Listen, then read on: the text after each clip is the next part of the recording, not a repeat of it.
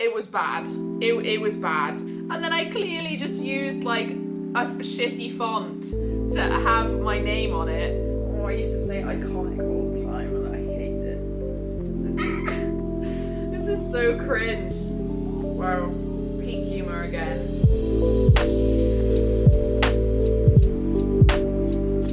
Hello my angels, welcome back to another video. Today I'm going to be reacting to my very first YouTube video. Technically this is not my first YouTube video in general. I uploaded utter shit when I was about 10 years old to YouTube. But this is my first YouTube video on this channel.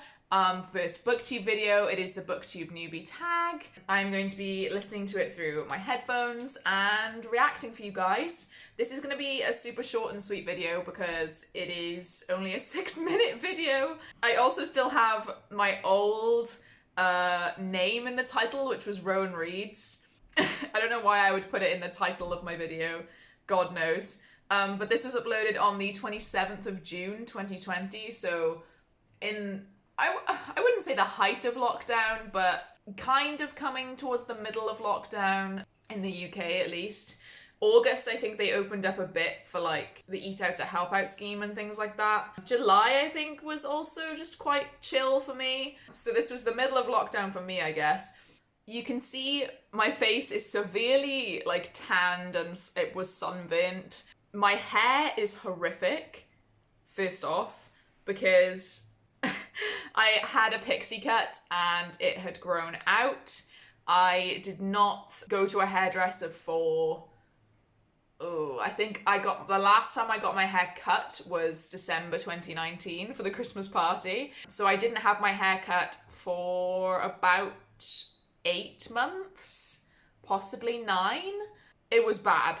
It was bad because I definitely had it cut when I had already moved into my new uni accommodation. Yeah, the hair is not great, first off. The glasses are so different, I feel. These are my purple glasses that I had for like 2 years, and I'm pretty sure the prescription ran out or like was not up to date, but I still kept them for ages. I'm just gonna dive on right in and press play now that the first kind of analysis is out of the way. I mean, also if you wanna look at the thumbnail, it doesn't even fill the whole screen. I just couldn't be bothered to make it. I didn't even know how to make it a full screen thumbnail. So there's that as well. This was the point before Jordan started editing my videos, so I edited them all myself. Literally just in iMovie, I think it's iMovie on my iPad. But yeah, this is gonna be fun, so I'm gonna press play. I literally look like Harry Potter in Goblet of Fire.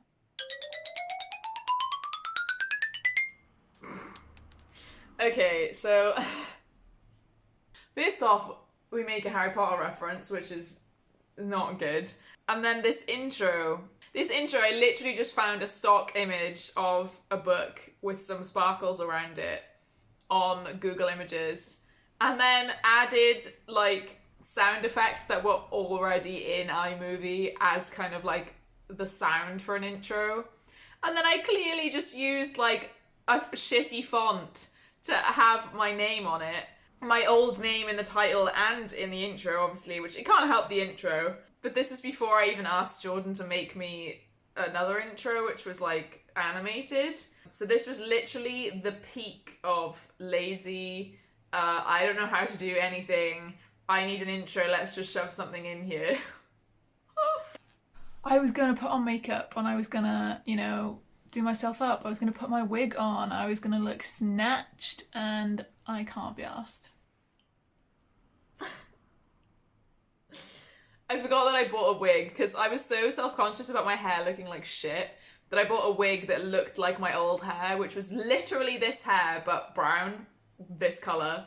I'm also very clearly like not projecting my voice. I'm speaking a bit like this, like I'm not really speaking properly. Which I do understand, because I think when you first start recording yourself, if there's people in the other room, like Jordan was in the room directly behind me, there were also housemates downstairs, like you do feel a bit self-conscious. Clearly I don't feel self-conscious at all right now because Jordan is just directly behind me, and I'm just projecting my voice, which is what you're meant to do. And already though, It's like, why, I knew I wasn't going to put makeup on. I don't wear makeup in my videos, hardly ever. If you look back through my videos from this past year, like, a couple of them have makeup on. It's not something that I do on a daily basis, so I don't know why I thought I would do it for this video. It's the fact that I said snatched, like, I clearly was watching Drag Race at this point as well.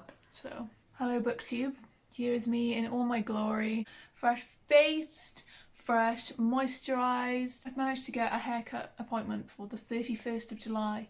That is the earliest I can get an appointment. Okay, so I clearly lied to you. I clearly got an appointment on the 31st of July for my hair. It also sounds like I should cough. I don't know why my voice sounds like that. It sounds really hoarse and really like, sounds like I need to do a bit of a cough and clear my throat. I literally look like Harry Potter in Goblet of Fire. Okay, so I did back then the like funny thing at the beginning of the video. That was already a thing that I did. I mean, I do look like the Goblet of Fire kids because my hair is awful and it looks like their hair. Oh, okay. Hi guys, my name is Rowan and I'm here to do the Booktube newbie tag. Question 1 is, why did you start this channel? I kind of wanted to for ages. I've had a Booktube like channel ready, nothing on it. I just made the channel since like August 2017 and I haven't done anything. I just really fancy it. I like connecting with people on book Twitter and I haven't been able to do it as much because as much as I tweet, I don't actually tweet that much about books, so I'd like to make specific content towards books so I can make more friends. I mean, this is also currently true. I do not tweet about books in any way, shape or form, to be honest. I treat Twitter like a diary. Anything that pops into my head, I literally just post it. The only way I tweet about books really is tweeting my videos out or like commenting on something else. Half the time I do not tweet about books. I mean, I guess this worked. So the answer to this worked is like me saying I want more friends on Booktube and to make friends and stuff. It worked, you know. I have lots of friends on Booktube now, so I feel like I'm looking at a baby version of myself, even though I am 22 here and I'm 24 now, but it's only it's not even a year and a half yet since I've created my Booktube. I feel very different, like, I don't know if it's just because I'm on camera, but like I feel like my personality has changed quite a lot in the last year and a half. Question 2 is, what are some fun and unique things you can bring to Booktube? Not the peace signs. Honestly, like, I'm not gonna be that unique. Like, it's gonna be wrap-ups, it's gonna be TBRs, it's gonna be Illumicrate, Fairy Loot unboxings. I don't get them every month, I do sometimes skip. Okay, I have not skipped one in so long. I have not skipped a box in so long because my mantra or like my hypothesis now is like I can just sell on something that I want because it's cheaper for me to buy the whole box and get even like one item that I want rather than trying to get it off Facebook Market or something because people hike up the prices loads and then plus shipping. I may as well just buy the whole box and then sell stuff that I don't want. Although I haven't really sold anything yet because I'm too lazy.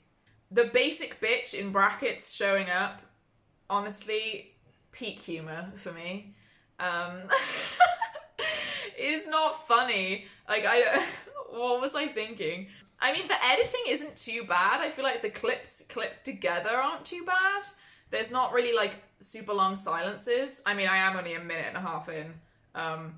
So I guess we'll see. Because I can be very fussy with the fandoms that they pick. And I especially I like to find out what book is going to be in them, which I guess kind of defeats the point, but that's how I like to do it. Question 3 is, what are you most excited about by starting this channel?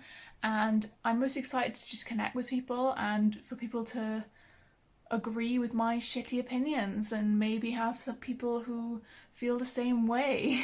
I feel like people do agree with my shitty opinions on YouTube quite a lot.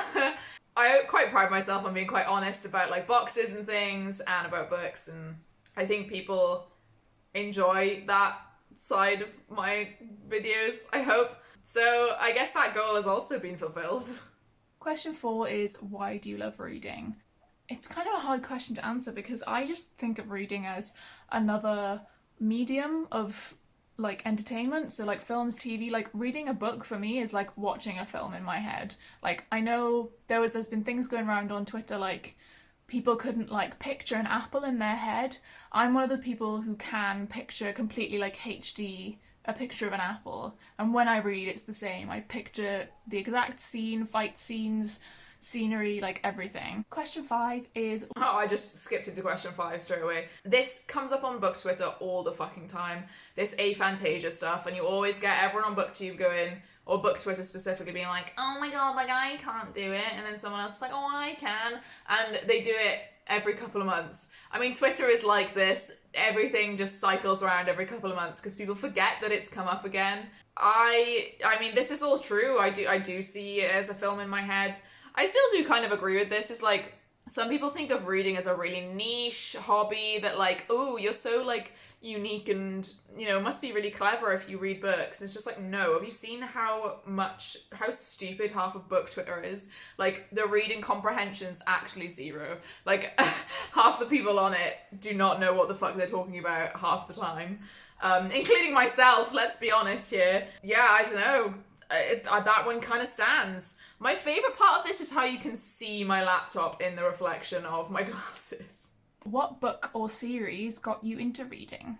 I was very young when I started reading. Like, I do not remember when I started reading, and the sort of earliest kids' books I can kind of remember is like the Rainbow Magic series. I don't remember the author. I'm going to put it up on the screen, but I don't remember the author, but there was loads of these goddamn books. Like, I love that. I said I'd put it up on the screen, and I put the cover where the author's name is so small that I can't even read it.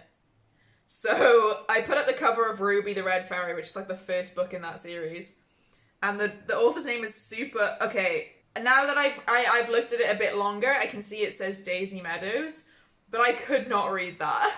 Oh, I'll put the author's name on the screen. Puts the cover. there was one for every colour first. There's like a guinea, I think there's like Georgia the guinea pig fairy, which is honestly like iconic. Oh, I used to say iconic all the time and I hate it. This is so cringe. But there isn't one of my name. And you'd think Rowan would be like a good name for a fairy, like a tree fairy. Like there's a rowan tree. Come on. Wow. Peak humour again. Really like straight-faced humour here. I love the fact that my hair just keeps dropping into my eyes as well. Really peak like boy band era. This is my boy band era. Oh man. Question 6 is, what questions would you ask your favourite booktubers? My favourite booktubers are... Okay, who am I about to say? Who am I about to say? Because I didn't watch any UK booktubers before I joined Booktube. I think I said Sam from Thoughts on Tomes and Reagan from Peruse Project. I don't know who else I would have said. Cindy from Research. Oh, Cindy, yeah. Chanel from Chanel Time. Sam from Thoughts on Tomes. American. I'm subscribed to loads of other booktubers and I do enjoy their videos. 3 Those are Americans. the ones that spring to mind. Like, I'm a patron of both Sam and Chanel. I was not a patron for very long because I did not have money for very long. But I enjoyed watching them at the time. I don't actually watch a lot of their content now. Simply because I think I've grown more as a person and as a booktuber, and like my taste has developed differently to their videos. Like I used to watch Cindy like religiously, like every video she came out with I would watch it like immediately. But nowadays I'm actually like sort of too busy to watch booktube. Like I do my best to watch like and support my friends or something that I'm genuinely interested in. But booktube has taken kind of, obviously it goes through trends just like anything else. And currently there's a trend of vlogs. And vlogs tend to be pretty long. And I genuinely do not have the time at the moment, but I'm hoping after Christmas and exams I will have a lot more time to watch a bit more booktube. And I just love their content, and I'd like to ask them, how do you talk for so long at a camera? Like, I know people will say like you get used to it, I guess, but I'm finding it strange to like talk to a camera and I keep looking at myself instead of looking at the camera. And also how long, like editing, I'm just going to be doing my best, to be honest. Like, I'd like to know some editing tips from them. So Chanel has quite interesting editing, like funny editing that I enjoyed at the time and also really wanted to emulate. I did not know how to do that. Obviously now George does my editing and we have a very similar humour. Obviously, otherwise probably wouldn't be together.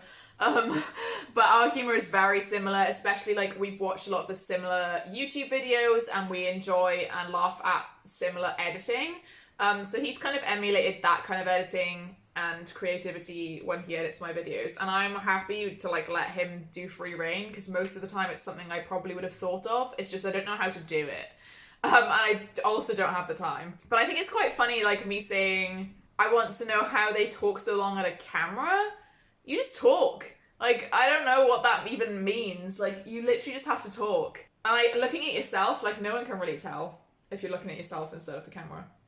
Question 7 is, what challenges do you think starting a booktube channel will be hardest to overcome? For me, it's probably to be consistent. Like, I tried to make a book blog several times. Lol. And I just never, like, wanted to carry on doing it. I just didn't have the motivation. I didn't have the drive. And, like, it's hard, especially when it feels like you're shouting into the void. Like, I'd get a couple of likes here and there. Like, I'd follow someone on WordPress. They'd follow back.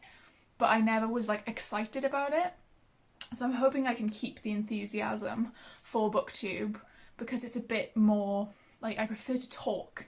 I like to talk about things. Obviously, I edit out all the crap that me saying like 1,000 times, but I do prefer to talk, and I feel like Booktube is more interactive than blogs. Like, I do prefer it. Wow, she talked for ages. So I still agree with this. I think blogs are kind of dying out. Like, I feel like maybe with the older generation or with people who are specifically into blogs, obviously they're still there and they still exist, but Booktube has definitely taken over, and I feel like publishing isn't moving with the times. Like, I think publishing needs to get into Booktube. Like, they got with TikTok very quickly, and TikTok to me is just not a lot of effort. Like, I guess that is me being naive, or I am talking about something I don't know about. I don't use TikTok. I don't have a TikTok account. I don't watch TikTok. I haven't got it downloaded.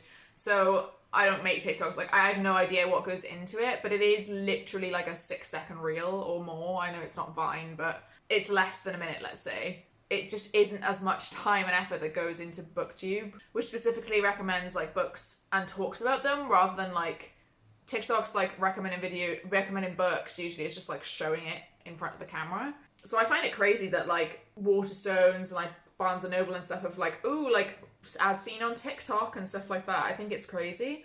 I feel like Booktube's like really underhyped kind of in the publishing world. But that's not really relevant to what I was saying, to be honest. I kind of still just agree with what I said here. Like, being consistent is hard. If I didn't have George doing my editing, God knows where I'd be, to be honest. I suck at editing. I hate it. I feel like I get really anxious when I'm doing it. I feel like I'm wasting time because I need to be studying because I've been in education for God knows how long now. So yeah.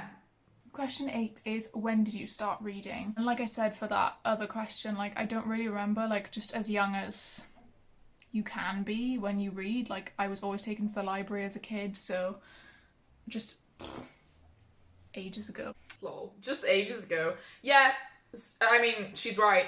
Question 9 is, where do you read? I read in bed because I just prefer to be horizontal. Yes. I don't like sitting up. Yeah. I don't like sitting on the couch reading. I like to lie down, have some snacks, and read in bed. I don't really eat while reading. I don't know why I said that, to be honest. I don't eat while I read. I don't like to touch my physical books whilst I'm eating something. What kind of books do you like to read? So I like to read fantasy, like Still majority of the time. I much prefer like the escapism of fantasy. Most stuff like contemporary, I'm just not interested in reading like normal stories and things like that. The only sort of exception to that rule is something like The Seven Deaths of Evelyn Hardcastle, which is an amazing, I guess, murder mystery. What do you mean, I guess, murder mystery? It's literally a murder mystery. What? I mean, this is still obviously true. I read majority fantasy. I pretty much don't read anything else. I still won't read a contemporary. I'll read a contemporary romance now and again, but not like just straight contemporary. I'm about to talk about Seven Deaths again. Well, there's only like 20 seconds left of this video, so I don't know what else I'm going to say about this. but it has kind of elements of sci-fi, and I do read sci-fi as well. One of my favourite series is Red Rising. So I do read sci-fi as well, but it is mainly fantasy. And that was the last question, so thanks for watching, guys. Hopefully there will be another video soon, and I can actually do this and not give up. Cheers. I just said cheers at the end, that was it. Thanks for watching. Cheers. Sick. Oh man, that was so weird to watch. I don't even know. I mean, I guess I did stick at it. I did take like quite a big hiatus, whatever, when I started uni. So I wasn't really doing videos from like October to December, or October to January this year, and then I started back up with George when we started watching WandaVision, and we did a lot of reviews and stuff, so there was that as well. I actually quite enjoyed watching that. I actually really want to watch back the Booktube boyfriend tag as well, or Booktube boyfriend tag. I think that'd be quite fun for me and George to watch back and react to. I think that'd be quite funny. So that's it for this video. If you did enjoy, please do give it a like. Comment a little TV emoji if you were here, but you didn't really want to say anything, but you wanted to let me know that you were here. Make sure that you also click subscribe so you get all the future content from me in your inbox. All of my links are in the description, including my Patreon. If you don't know what goes on my Patreon, then this is what you're missing out on. Hello.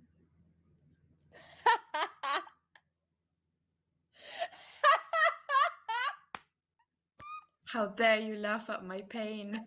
Speaking of my Patreon, I want to give a huge shout out to everyone at my deity tier. So that is Becca, Meg, Rachel, Lisa, Lydia, Mercy, Sarah, Tori, Liv, Adinda, and Celeste. Thank you guys so much for all of your support, and I'll see you in another video. Bye!